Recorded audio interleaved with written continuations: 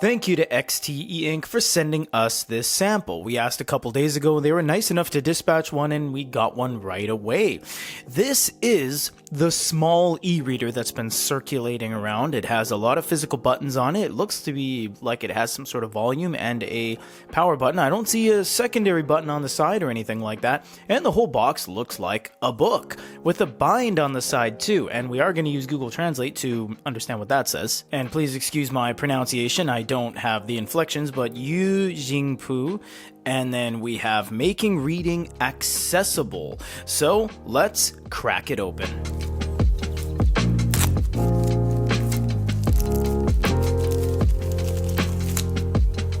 Google Translate again for the inside there, cause can't read it. It says, "May starry eyes be like the starry night and the dawn. I'll always be with you across mountains and rivers, reaching every corner of the world." Wow, that's really nice.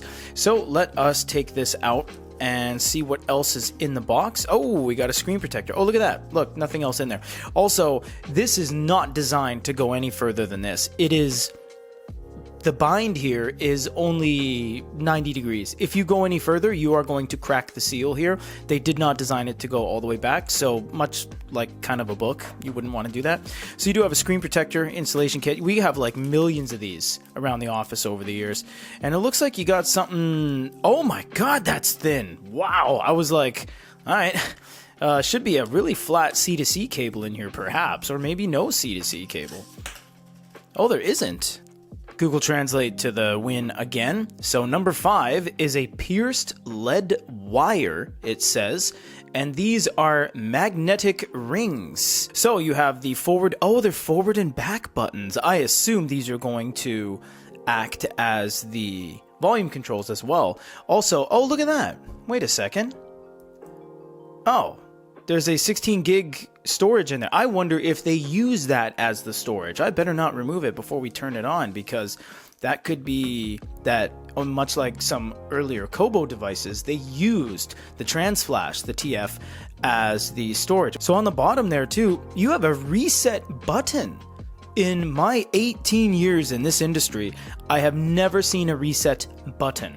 I've seen reset holes where you put the SIM removal tool in, you press it for 12 seconds or whatever, 3, 12, 30, 60 second intervals to do different things.